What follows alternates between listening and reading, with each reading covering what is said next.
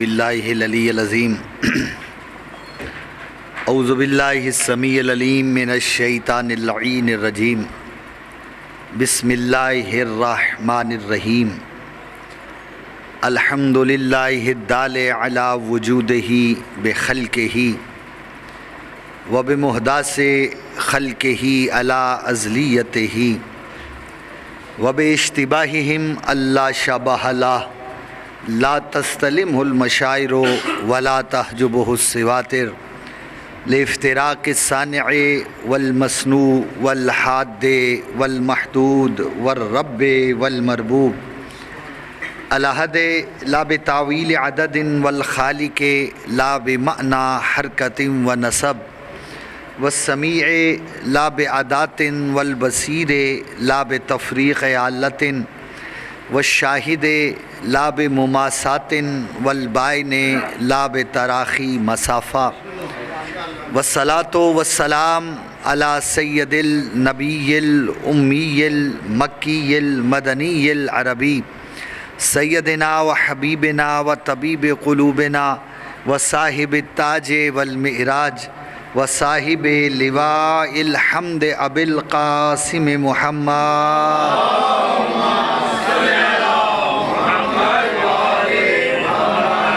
والصلاة والسلام علی اہل بیتہ الطیبین الطاہرین المعصومین المنتجبین المنتخبین المظلومین المطہرین الذین اذہب اللہ عنہم الرجس وطہرہم تطہیرا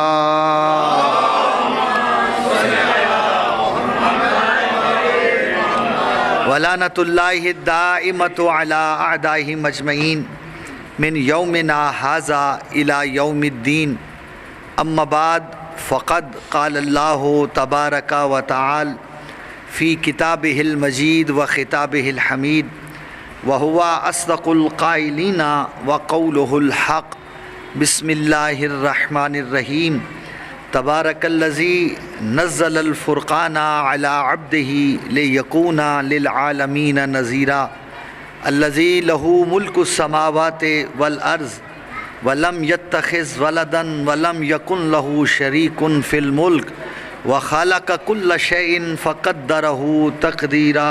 مل کے باواز میں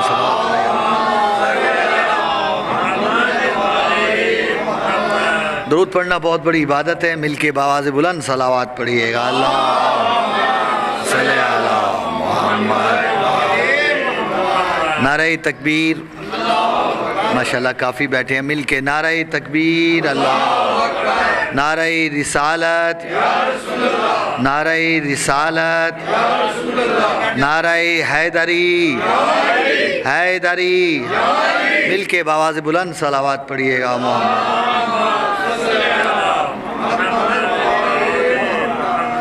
صاحبان ذی وقار انتہائی مختصر سا وقت ہے اور چند مروزات گوش گزار کرنا چاہتا ہوں، اگر میری بات آپ تک پہنچی تو لطف لیجیے گا۔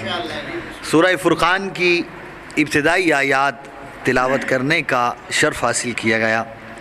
اللہ فرماتا ہے کہ تبارک الذی نزل الفرقان علی عبدہ لیکون للعالمین نذیرا، کہ بابرکت ہے وہ خدا کہ جس نے اپنے عبد پر فرقان کو نازل کیا ہے تاکہ وہ عالمین کا ڈرانے والا بن جائے۔ کیسا خدا؟ الذی لہ ملک السماوات والارض، وہ اللہ کے زمین و آسمان کی بادشاہت جس کے قبضہ میں ہے۔ ولم یتخذ ولدا، اور اس نے کسی کو اپنا بیٹا نہیں بنایا۔ ولم یکن لہ شریک فی الملک، اور نہ ہی اس کی سلطنت میں، اس کی بادشاہت میں کوئی اس کا شریک ہے۔ کیسا خدا؟ وخلق کل شیء، کہ ہر شے کو اسی نے خلق کیا ہے۔ فقدرہ تقدیرا، اور صرف خلق کر کے چھوڑ نہیں دیا بلکہ ہر شے کو ایک معین اندازے کے مطابق رکھا ہے۔ ماشاءاللہ بڑے باشعور اور تشریف فرمائیں، بزرگان بھی تشریف فرمائیں۔ چند مروزات گوش گزار کر رہا ہوں اور بڑی توجہ چاہتا ہوں اپنے نوجوان بھائیوں سے کہ اللہ ان آیات مبارکہ سورہ فرقان میں جو سمجھانا چاہ رہا ہے، بہت ساری باتیں جو کرنے کی ہیں، لیکن چونکہ وقت کی کمی مد نظر ہے اس لیے صرف ایک بات کرنا چاہتا ہوں. اگر پہنچا گیا تو میں سمجھوں گا کہ میری آج کی محنت مجھے مل جائے گی. اللہ کہتا ہے کہ ببرکت ہے وہ خدا کہ جس نے اپنے عبد پر فرقان کو نازل کیا. توجہ سہمان، فرقان کا لفظی معنی ہے فرق کرنے والا. توجہ صاحبان، فرق کرنے، اور قرآن کا نام ایک فرقان بھی ہے. فرقان کا مطلب یہ ہوتا ہے کہ جو حق اور باطل کے درمیان تمیز پیدا کرے اسے فرقان کہتے ہیں. توجہ صاحبان، جو حق اور باطل کے درمیان تمیز پیدا کرے اسے کیا کہتے ہیں؟ فرقان. اور اللہ فرماتا ہے کہ میں نے اپنے عبد پر فرقان کو نازل کیا ہے. توجہ صاحبان، یعنی یہ قرآن کی عظمت ہے کہ قرآن حق اور باطل کے درمیان فرق پیدا کرنے والی کتاب کا نام. توجہ ہے صاحبان، حق اور باطل کے درمیان فرق. اور صاحبان دیکھیں، ایک بات کرنا چاہ رہا ہوں آپ کی توجہ کی نظر کہ یہ جو قرآن کریم اللہ نے اپنے حبیب پر نازل کیا ہے، قرآن کا معنی سمجھتے ہیں آپ؟ قرآن کسے کہتے ہیں؟ کہ جسے سب سے زیادہ پڑھا جائے.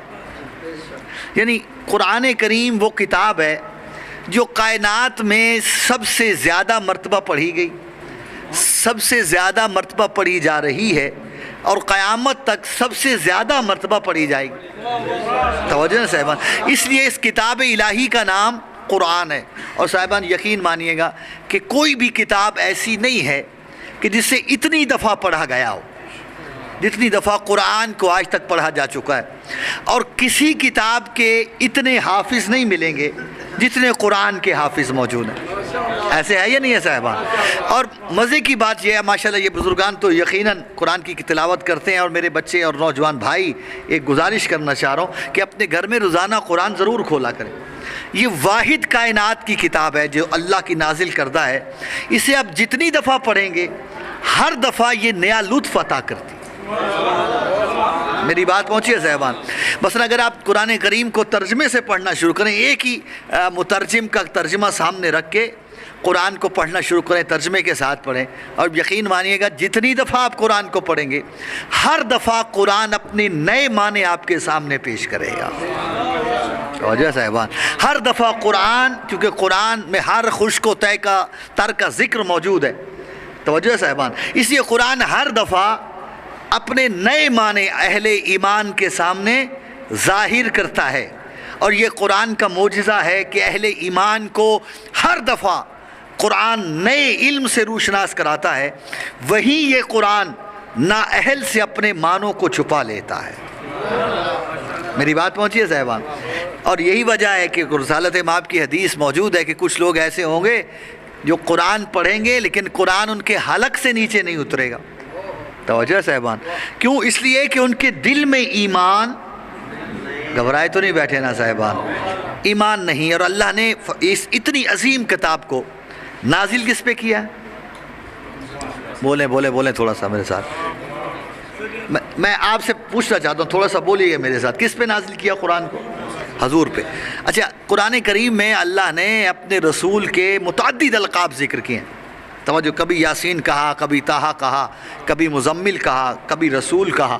توجہ صاحبان، اپنا حبیب بنایا، اولی العزم پیغمبر بنایا. توجہ چاہ رہا ہوں، سید الانبیاء بنایا اور صاحب کتاب بنایا. لیکن عجیب بات یہ ہے کہ اللہ نے جہاں بھی نزول قرآن کا تذکرہ کیا وہاں پہ اللہ نے اپنے رسول کے جو خوبصورت ترین القاب قرآن میں ذکر کیے ہیں ان میں سے کسی لقب کو ذکر نہیں کیا. جب بھی قرآن کے نزول کی بات ہوئی تو اللہ نے اپنے رسول کو عبد کہہ کر خطاب کیا. جو قرآن فہمی کا ذوق رکھتے ہیں کہ جملہ آ گیا ہے زبان پہ کہتا چلا جاؤں، جیسے یہ آیت سورہ فرقان کہ تبارک الذی نزل الفرقان علی عبدہ، بابرکت ہے وہ خدا جس نے اپنے عبد پر فرقان کو نازل کیا. گھبرائے تو نہیں بیٹھے نا حضور؟ اور دیکھیں، ان کنتم فی ریب مما نزلنا علی عبدنا فاتوا بسورۃ من مثلہ، کہ اگر تمہیں اس قرآن میں شک ہے جو ہم نے اپنے عبد پر نازل کیا. توجہ صاحبان، تو لاؤ اس جیسی اور صورت لے آؤ، اس جیسا قرآن لے آؤ. اور فرمایا کہ وَلَوْ اجْتَمَعَ الْإِنسُ وَالْجِنُّ عَلَىٰ أَن يَأْتُوا بِمِثْلِ هَٰذَا الْقُرْآنِ لَا يَأْتُونَ بِمِثْلِهِ، کہ اگر جن و انس مل کر بھی اس قرآن جیسا قرآن لانا چاہیں تو کبھی نہیں لا سکتے. اور نازل کس پہ کیا ہے؟ عبد پہ. توجہ صاحبان. پروردگارا تیرے حبیب کے اتنے سارے القاب ہیں جو خود تو نے قرآن میں ارشاد فرمائے. توجہ چاہ رہا ہوں تو کسی اور لقب سے یاد کر لے. جہاں بھی نزول قرآن کا ذکر ہوا وہاں پہ اللہ نے رسول کو عبد کہہ کر بلایا. توجہ چاہ رہا ہوں میرے بزرگوں نوجوان بھائیوں, اللہ نے اپنے رسول کو عبد کہہ کر پکارا. اور عبد کا معنی سمجھتے نا آپ؟ عبادت کرنے والا, عبادت گزار. عبادت کرنے والے کو عربی میں عبد کہتے ہیں. اللہ کہتے ہیں میں نے اپنے عبد پر قرآن کو. قرآن کسی معمولی کتاب کا نام نہیں. آپ جانتے ہیں کہ اللہ فرماتے ہیں کہ لو انزلنا ھذا القرآن علی جبل لرأیتہ خاشعا متصدعا من خشیۃ اللہ, کہ اگر ہم اس قرآن کو پہاڑ پہ نازل کر دیتے تو پہاڑ خوف خدا سے ریزہ ریزہ ہو جائے. اس کا مطلب یہ معمولی کتاب نہیں ہے.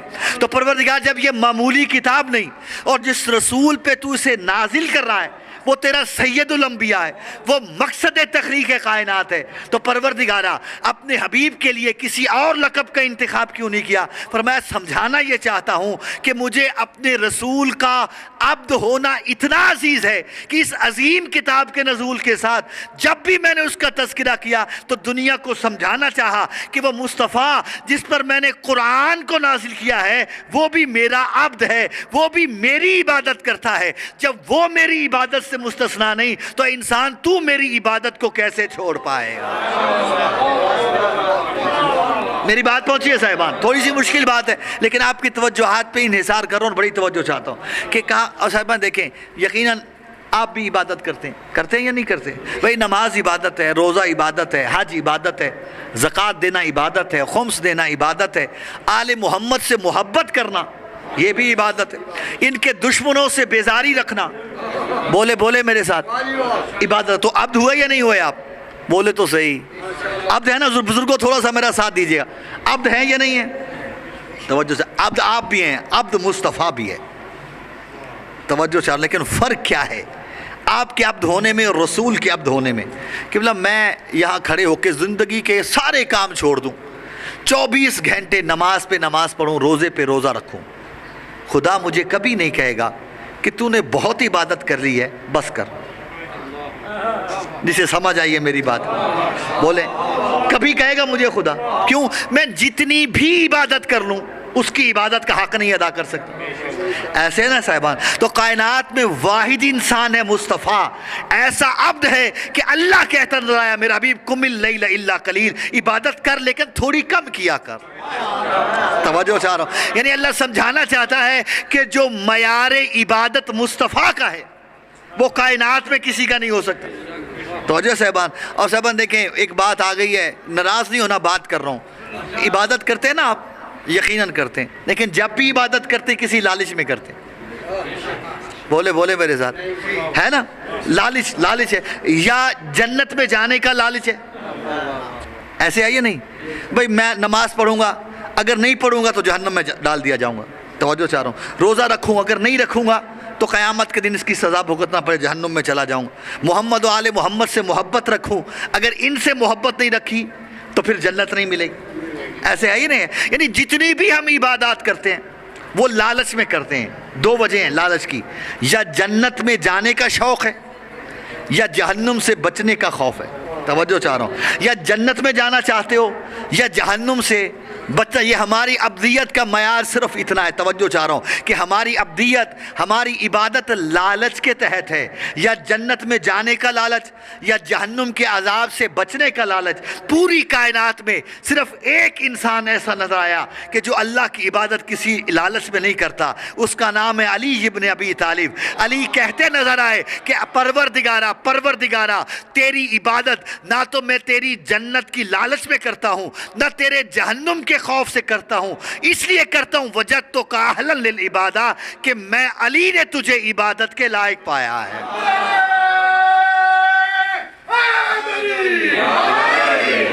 مولا آپ کو سلامت رکھے.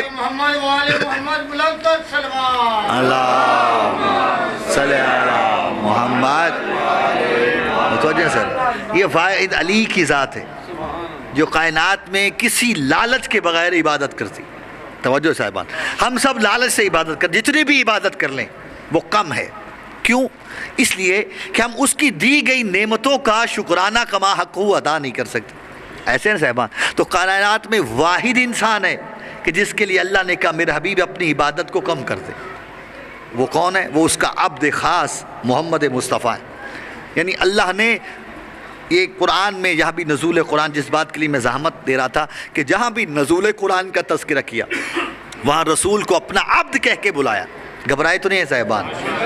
میری بات کوئی پسند بھی آ رہی ہے نہیں آ رہی؟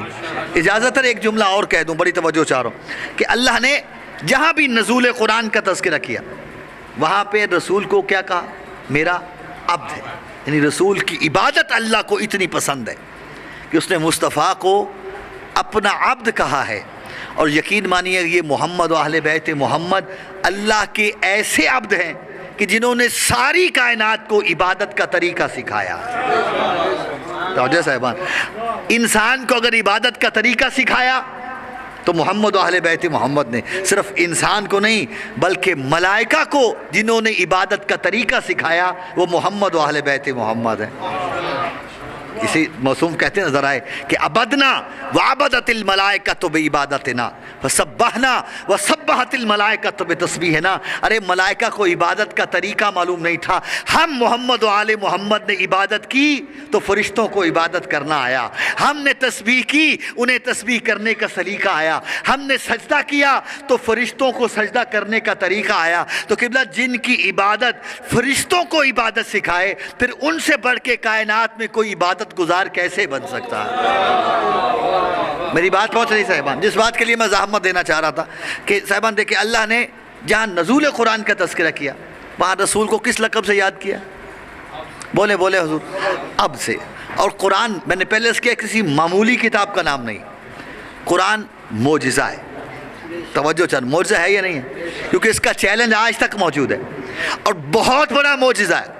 قرآن بہت بڑا معجزہ ہے. قبلہ بڑی توجہ چاہ رہا ہوں، قرآن بہت بڑا معجزہ ہے لیکن اللہ نے اپنے رسول کا جو لقب استعمال کیا وہ عبد کیا. توجہ صاحبان. اور یقین مانیے گا جہاں بھی اللہ نے رسول کے بڑے معجزے کا ذکر کیا ہے وہاں رسول کو اپنا عبد کہا. جسے سمجھ آئیے میری بات.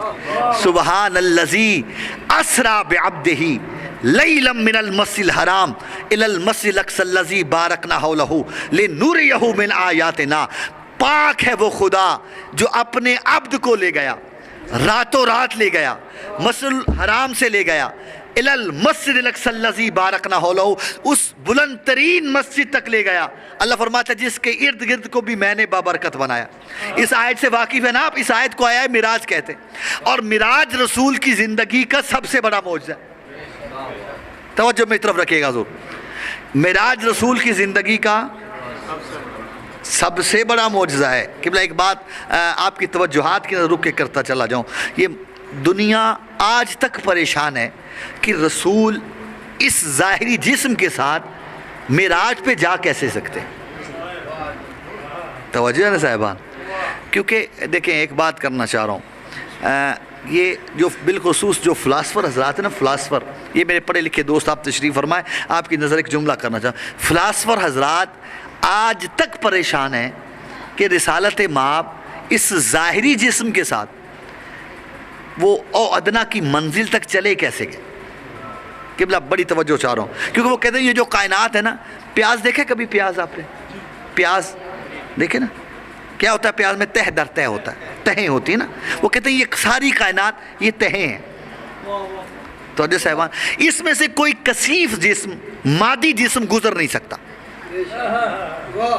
توجہ چاہ رہا ہوں، یہ جتنے بھی اللہ نے پردے بنائے ہیں یہ پردہ در پردہ در پردہ در پردہ ہیں اور ان میں سے وہ کہتے ہیں کوئی کثیف جسم جو ہے وہ گزر نہیں سکتا. اگر گزر جائے تو یہ پردے پھٹ جائیں گے اور اگر پردے پھٹ جائیں گے تو دنیا پہ اتنا بڑا نقصان ہوگا جس کا آپ تصور نہیں کر سکتے. جن کی جدید تحقیق پہ نظر ہے وہ کہتے ہیں یہ خلا کے اوپر ایک اوزون بنا ہوا ہے، اوزون. توجہ صاحبان، کہ جس سے سورج کی روشنی چھن کے آتی ہے. توجہ چاہ رہا ہوں، وہ جو اوزون کا پردہ ہے وہ سورج کی روشنی کو جو ہے وہ فلٹر کرتا ہے، وہ زمین پہ آتی ہے.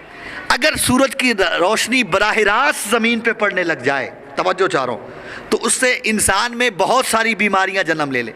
بلکہ محققین تو یہاں تک کہتے ہیں کہ جو ہم نے یہاں سے گیسز اور جو وہ کثیف مادے چھوڑے ہیں ان مادوں کی وجہ سے اوزون میں سوراخ ہو گئے، جس کی وجہ سے یہ طرح طرح کی بیماریاں جو ہے نت نئی بیماریوں میں انسان مبتلا ہے، وہ اس وجہ سے توجہ چاہ رہا ہوں۔ اب وہ انسان کے بنائے ہوئے زہریلے کیمیکل اور مواد کی بھاپ اڑی اور اس نے اوزون میں سوراخ کر دیا اور بیماریاں شروع ہو گئی۔ توجہ چاہ رہا ہوں۔ فلاسفر اس لیے حیران ہے کہ یہ کائنات تہ دفتر ہے بالکل پیاز کی طرح، اس میں سے کوئی مادی جسم گزر نہیں سکتا، اگر گزر جائے تو یہ پردے پھٹ جائیں۔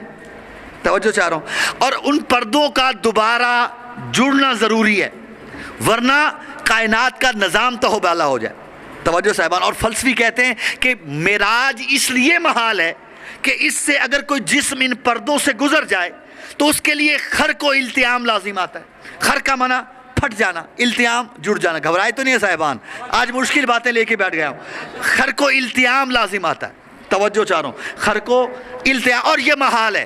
کہتے ہیں اسی لیے معراج ہماری سمجھ میں نہیں آتا کہ اس سے اگر رسول اسی جسمانی ظاہری کے ساتھ آسمانوں تک گئے ہیں تو اس سے خرق و التیام لازم آتا ہے کہ جو محال ہو، جس سے کائنات تباہ و برباد ہو سکتی ہے۔ توجہ چاہ رہا ہوں بھائی، ہم تو یہی کہتے ہیں تمہاری سمجھ میں اگر آ جائے تو مصطفیٰ کا معجزہ نہ رہے۔ بھائی جس کی سمجھ میں بات آ رہی ہے تو یہ رسول کا معجزہ کہتے ہی اسے جو مد مقابل کو عاجز کر دے۔ توجہ چاہ رہا ہوں، اور یہ رسول کا معجزہ ہے کہ اس جسم ظاہری کے ساتھ ان پردوں سے گزر گیا بھی واپس بھی آیا، خرق و التیام لازم نہیں آیا۔ تو سمجھ میں آیا کہ محمد اس ہستی کا نام ہے کہ جو زمین و آسمان کے پردوں سے گزر بھی جائے تو کائنات کو نقصان نہ ہو پائے۔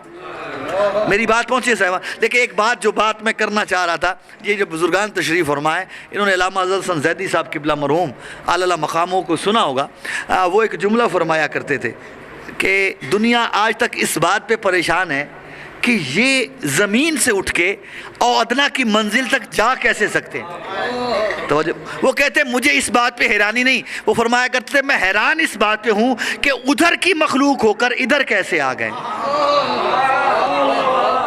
جسے سمجھ آئیے میری بات، یہ ادھر کی مخلوق ہیں، ادھر کے ہیں، زمین پہ کیسے آ گئے؟ تم اس بات پہ پریشان ہو کہ یہ زمین سے اٹھ کے آسمانوں پہ کیسے چلے گئے۔ توجہ چاہ رہا ہوں۔ ارے صاحبان، جو جس بات کے لیے مزاحمت دینا چاہ رہا تھا کہ اتنا بڑا معجزہ ہے رسول کا معراج، لیکن اللہ نے کیا کہا؟ سبحان الذی اسریٰ بعبدہ، پاک ہے وہ خدا جو اپنے عبد کو لے گیا۔ پروردگارہ تیرے رسول کے اتنے نام ہیں، تیرا عبد ہے، تیرا نبی بھی ہے، تیرا رسول بھی ہے، اولی العزم پیغمبر بھی ہے، صاحب کتاب بھی ہے، تیرا رسول جو ہے وہ تیرا حبیب بھی ہے۔ کسی بڑے لقب سے یاد دیکھیں صاحبان، انسان سے بہتر ہے نبی ہونا، نبی سے بہتر ہے رسول ہونا، رسول سے بہتر ہے، توجہ چاہ رہا ہوں، اولی العزم ہونا، اولی العزم سے بہتر ہے خاتم النبیین ہونا، اور اس سے بھی افضل ہے حبیب ہونا۔ پروردگارہ تیرے رسول کے اتنے القاب ہیں، کیوں نہیں کہا پاک ہے وہ خدا جو اپنے نبی کو لے گیا، پاک ہے وہ خدا جو اپنے رسول کو لے گیا، پاک ہے وہ خدا جو اولی العزم رسول کو لے گیا، پاک ہے وہ خدا جو خاتم النبیین کا لے گیا، پاک ہے وہ خدا، توجہ چاہ رہا ہوں، پاک ہے وہ خدا جو اپنے حبیب کو لے گیا۔ پروردگارہ اتنے اہم القاب، اتنے خوبصورت القاب موجود ہیں، پھر کیوں تو نے کہا کہ پاک ہے وہ خدا جو اپنے عبد کو لے گیا؟ عبد ہونا کمتر ہے نبی ہونے سے، نبی ہونا کمتر ہے رسول ہونے سے، رسول ہونا کمتر ہے اولی العزم ہونے سے، اولی العزم ہونا کمتر ہے خاتم النبیین ہونے سے۔ پروردگارہ اتنے بڑے القاب چھوڑ کے سب سے چھوٹے لقب کا انتخاب کیوں کیا؟ فرمایا تم سمجھے نہیں، میرا یہ عبد او ادنا کی منزل تک آیا جہاں تک کوئی نہیں جا سکا۔ میں تمہیں سمجھانا یہ چاہتا ہوں، یہ میرے رسول کا مقام عبدیت ہے جو ادنا کی منزل پہ آیا ہے، اس کا نبی ہونا اس سے بھی آگے ہے، رسول ہونا اس سے بھی آگے ہے۔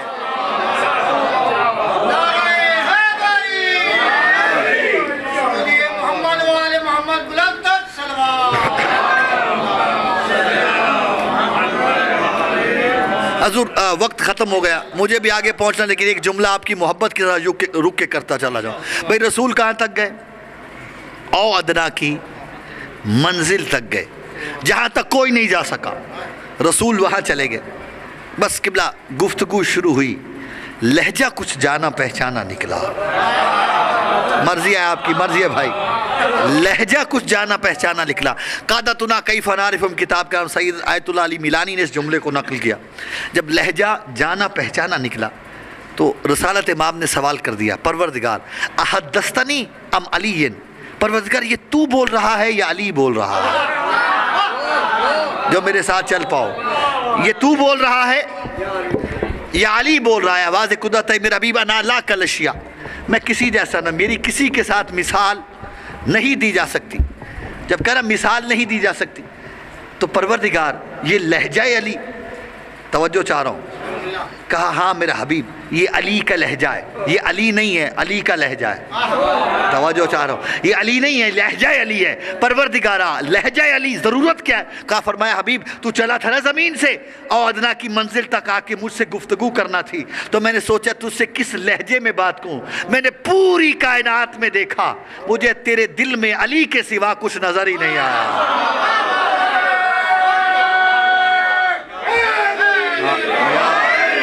آپ کو تیرے دل کی گہرائیوں میں علی کے سوا کچھ نظر ہی نہیں آیا. میرا حبیب میں نے لہجہ علی خلق کر دیا. یہ علی نہیں ہے، یہ لہجہ علی ہے. جس تک میری بات پہنچ رہی ہے، یہ علی نہیں، یہ لہجہ علی ہے. توجہ چاہ رہا ہوں، یہ علی نہیں، یہ لہجہ علی ہے. آیت اللہ دستغیب نے ایک جملہ نقل کیا. اب جب باتیں ہو رہی تھی نا رسول خدا کی پروردگار کے ساتھ، اور صاحبان دیکھیں ایک بات آپ کی خدمت میں ہدیہ کرتا چلا جاؤں. رسالت امام نے فرمایا جو میری باتیں ہوئی نا اللہ سے معراج کی رات، جب میں وہاں سے واپس چلنے لگا تو مجھے پیچھے سے اللہ نے آواز دے کے روکا اور ایک جملہ کہا. فرمایا میرا حبیب جا کے دنیا کو بتا دینا والا وجتمعت الناس علی حب علی ابن ابی طالب لما خلقت النار، اگر ساری دنیا علی کی محبت پہ جمع ہو جاتی مجھے آگ پیدا کرنے کی ضرورت ہی نہیں.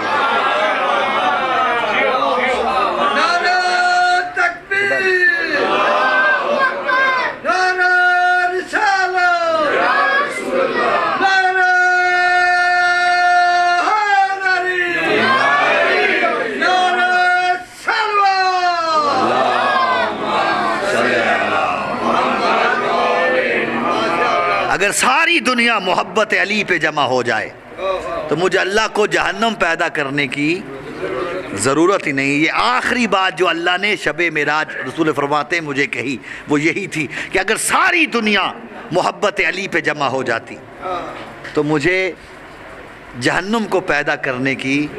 تو سمجھ میں آیا کہ جہنم نام ہی بغض علی کا ہے. توجہ نا صاحبان. اور مزے کی بات ہے علی کا بغض اتنا بڑا جہنم ہے جو بغض رکھنے والے کو دنیا میں بھی جلاتا ہے، قیامت کو بھی جلائے گا. اللہ سلامت رکھے. آپ جو دنیا میں بھی جلاتا ہے، جو علی سے بغض رہتا ہے، جب بھی اس کے سامنے علی کا ذکر کرو جل کے راکھ ہو جائے گا. ہوتا یا نہیں ہوتا؟ بولو تو صحیح. چہرے بتا دیتے ہیں یہ علی سے محبت کرنے والا ہے یا علی سے بغض رکھنے والا ہے.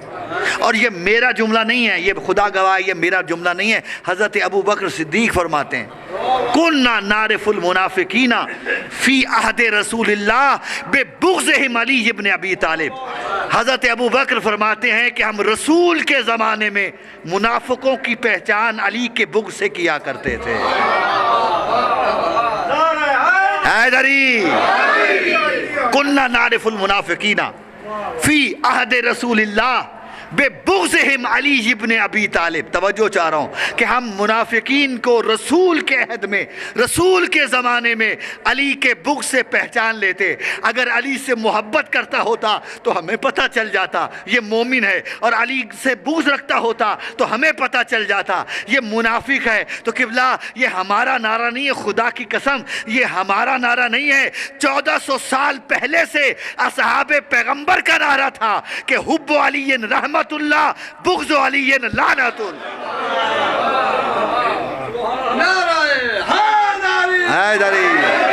یہ اصحاب پیغمبر کا نعرہ ہے. علی کے بغض سے پہچانا جاتا ہے منافق. اور یقین مانیے گیا علی کے بغض کا دوسرا نام ہے کربلا. اللہ اکبر، اللہ اکبر. یہ کربلا علی کے بغض کا نام ہے، کیونکہ آقا حسین نے پوچھا تھا میری جان کے دشمن کیوں ہو گئے، تو سب نے ایک ہی جملہ کہا تھا بغضاً لجدک و ابیک، حسین تیرے باپ اور دادا کی دشمنی ہمیں کربلا لے آئی ہے۔ کربلا بغض علی کا نام، اور اس بغض کے مقابلے میں عظمت محمد و اہل بیت محمد اتنی زیادہ ہے کہ انسان کی سوچ جہاں ختم ہو جاتی ہے وہاں سے کربلا شروع ہوتی ہے۔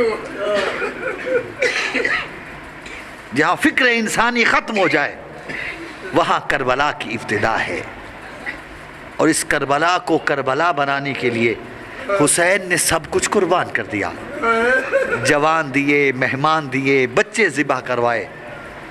جب کوئی نہیں رہ گیا آواز دے کے فرماتے حل من ناصر ینصرنا، ہے کوئی مجھ غریب کی مدد کرنے والا؟ عزادارو کوئی جواب نہیں آیا، ایک تیر آیا جو حسین کی پیشانی پہ لگا، امام نے وہ تیر کھینچا، دوسرا استغاثہ بلند کیا، حل من مغیث یغیثنا لوجہ اللہ، اور کوئی میری مدد نہیں کرتا تو نہ کرو، کوئی ہے جو اللہ راسی سمجھ کے میری فریاد سن لے۔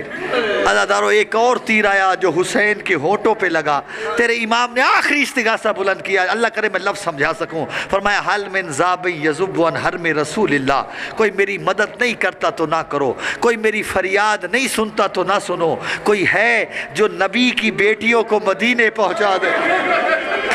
اللہ اکبر۔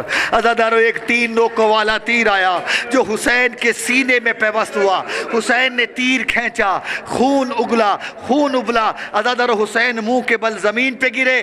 فوج اشقیاء میں اختلاف ہے، کوئی کہتا ہے حسین زندہ ہے، کوئی کہتا ہے اس دنیا سے چلے گئے، شمر ملون کہتا ہے طریقہ میں بتاتا ہوں ابھی پتہ چل جائے گا حسین زندہ ہے یا اس دنیا سے چلے گئے۔ یہ ملون کہتے ہیں بتا کیا طریقہ، بکواس کر کہتا ہے گھوڑوں کا رخ کر دو خیموں کی طرف۔ وہ عزادارو جیسے ہی گھوڑے مڑے نا خیموں کی طرف، وہ حسین جو منہ کے بل گرے تھے کوہنیوں کے بل اٹھ کے بیٹھ گئے، فرمایا کدھر جاتے ہو، ابھی حسین زندہ ہے، میری زندگی میں خیموں کی طرف نہ جانا۔ اجروں کو ملا۔ بس عزادارو ایک یا 2 جملوں کی مجھے اجازت دینا، چند مزید آنسو آ جائے، جنت کی ضمانت ہے۔ عزادارو حسین چلے، خیموں میں آئے، آواز دی یا زینبو ایتینی بثوب عتیق، زینب مجھے پرانا لباس لا دے۔ عزادارو سیدہ نے لباس دیا، حسین نے اسے بھی جگہ جگہ سے چاک کرنا شروع کیا۔ بی بی فرماتی ہیں حسین بھیا یہ پہلے ہی بہت بوسیدہ ہے، کیوں پھاڑ رہے ہو؟ فرمایا میں علم امامت سے جانتا ہوں میری شہادت کے بعد میرے جسم سے لباس نوچ لیا جائے گا، پھاڑ اس لیے رہا ہوں شاید کوئی پھٹا سمجھ کے چھوڑ دے، مجھ غریب کا کفن بن جائے۔ حسین تیار ہوئے، جب حسین تیار ہوئے نا سیدہ کی آواز آئی حسین بھیا تھوڑا سا جھک۔ اب جو حسین جھکے نا سیدہ نے حسین کی گردن پہ بوسے دینا شروع کیے۔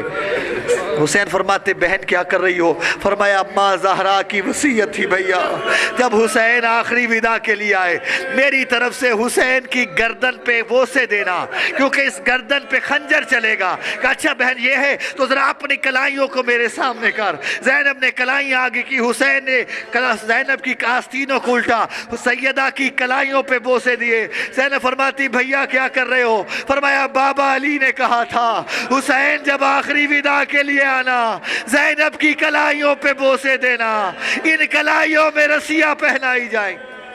بس عزادارو چھوڑ دی ساری شہادت، 2 جملوں کی اجازت دینا۔ حسین زین ذوالجناح پہ سوار ہوئے، چند قدم چلا تھا حسین کا گھوڑا رک گیا۔ حسین فرماتے گھوڑا تو میری آخری خدمت کر رہا ہے، اس کے بعد میں کبھی تیری زین پہ سوار نہیں ہوگا۔ گھوڑا رک کیوں گیا؟ گھوڑا زبان بے زبان بھی روک کہتا ہے مولا خود نہیں رکا، میرے قدموں کی طرف دیکھو۔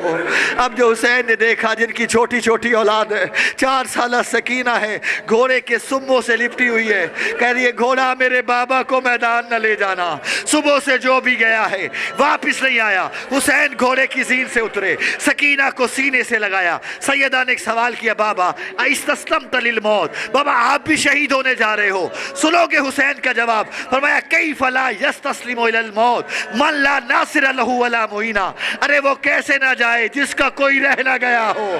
اور میرا اکبر بھی مارا گیا، میرا عباس بھی مارا گیا۔ سیدہ فرماتی بابا نہیں روکتی، بے شک جاؤ، لیکن جانے سے پہلے میرے ایک سوال کا جواب دیتے جاؤ۔ فرمایا سکینہ پوچھ، کیا پوچھتی ہے؟ کہ بابا آپ نے اپنی وراثت کو تقسیم کیا، صغرا کے حصے میں بچھوڑ آیا، اصغر کے حصے میں تیر آیا، سجاد کے حصے میں زنجیر آئے، اکبر کے حصے میں برچی آئی، بابا کیا میں تیری کچھ نہیں لگتی؟ مجھے کیا دے کے جا رہے ہو؟ حسین رو کے فرماتے سکینہ تجھے یتیم بنا کے جا رہا ہوں۔ عزادارو بچی چھوٹی ہے، سمجھ نہیں پائی، کہا بابا یتیم کسے کہتے ہیں؟ حسین نے سکینہ کی آستینیں الٹی، کربلا کی خاک اٹھائی، سکینہ کے بالوں میں ڈالی، فرمایا سکینہ یتیم اسے کہتے ہیں جس کا کوئی رہ نہ گیا ہو، یتیم اسے کہتے ہیں جسے تماچے مارے جائیں۔ اجرکم اللہ۔ بس عزاداران مظلوم کربلا، حسین چلے، ایک جملے کی مجھے اجازت دینا، حسین چلے میدان کربلا میں آئے، میدان کربلا میں آئے، آ کے حسین نے خطبہ دیا۔ حسین فرماتے ہیں او کوفیوں شامیوں، تم سب جانتے ہو اس پوری کائنات میں میرے علاوہ کوئی محمد کا نواسہ نہیں ہے، میرے سر پہ رسول کی دستار ہے، میرے پاؤں میں رسول کی نالین ہے، میرے زیر ران رسول کا گھوڑا ہے، دیکھو میرے سارے مارے گئے۔ حسین فرماتے حسین بہت پیاسا ہے، اگر ایک گھونٹ پانی دے دو، قسم ہے عظمت حسین کی، حسین نے پینے کے لیے نہیں مانگا تھا۔ ارے وہ کیسے پی سکتا ہے جس کا اصغر پیاسا مارا گیا ہو، جس کا اصغر پیاسا گیا ہو، جس کی سکینہ پیاسی ہو، وہ حسین پیے گا نہیں۔ صرف اتمام حجت کیا، اتمام حجت کرنا تھا۔ ملعون دیکھ کے کہتے حسین جب تک تو یزید کی بیعت نہیں کرے گا تجھے پانی نہیں ملے گا۔ عزادارو لفظ بیعت آنا تھا، حسین نے تلوار کو نیام سے نکالا، فرمایا مجھے غریب سمجھ کے نہ مارنا، مجھے مظلوم سمجھ کے نہ مارنا۔ اتنا بڑا حملہ کیا حسین نے کہ فوج کا پچھلا حصہ کوفہ کی دیواروں سے جا ٹکرایا، نہیں سمجھ پایا۔ اتنا زخمی حسین اتنا بڑا حملہ کیسے کر دیا؟ کہیں تیروں کے زخم، کہیں تلواروں کے زخم، کہیں نیزے پہ اکبر کا زخم، کہیں سینے پہ اکبر کا زخم، کہیں قاسم کا زخم، کہیں اصغر کا زخم۔ اتنا زخمی حسین اتنا بڑا حملہ کیسے کر لیا؟ لیکن جب مقتل دیکھا نا تو مسئلہ حل ہوا کہ حسین لڑتے لڑتے جب فرات کے کنارے پہنچے نا تو بن بازوؤں کے عباس کی لاش نظر آ گئی۔ علی کا شعر بھی پھر گیا، کہا اس کی جنگ دیکھو جس کا جوان بھائی مارا گیا، اس کی جنگ دیکھو جس کا عباس مارا گیا۔ حاطف غیبی سے آواز آئی، یا ایتھا النفس المطمئنہ ارجعی الی ربک راضیۃ مرضیہ۔ حسین شجاعت کے جوہر دکھا چکا، اب صبر کی قوت دکھا۔ حسین نے تلوار کو نیام میں ڈالا، بکھری ہوئی فوج سمٹ کے آئی، کسی نے تیر مارا، کسی نے تلوار ماری، کسی نے نیزہ مارا، جو اب تک نہیں رو سکا جھولیاں پھیلا لینا۔ 1951 زخم کھا کے حسین زین ذوالجناح سے زمین پہ آئے۔ عزادارو شمر ملعون حسین کی پشت پہ سوار ہوا، خنجر چلنے لگا کہ ایک مرتبہ خنجر چلاتے چلاتے شمر کا ہاتھ رک گیا۔ حسین فرماتے ملعون رک کیوں گیا؟ ملعون دیکھ کہتے حسین مجھے ایک بات کی سمجھ نہیں آئی۔ فرمایا کیا؟ کہتے حسین میرا خنجر کند نہیں ہے، یہ اتنا تیز ہے اگر پتھر پہ ماروں 2 ٹکڑے ہو جائے۔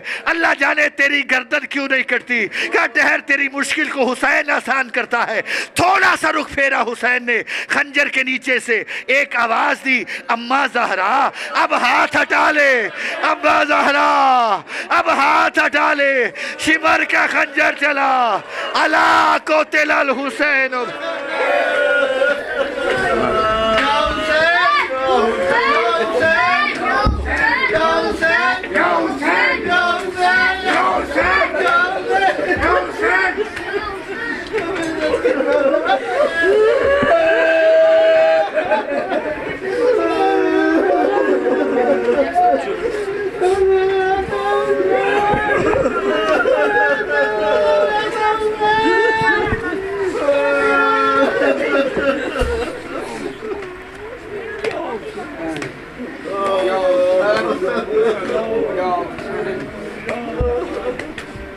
Ya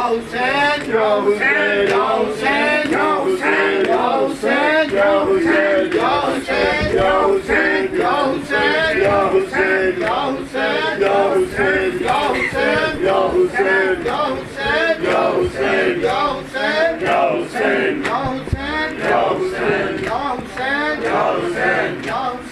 Ya Hüseyin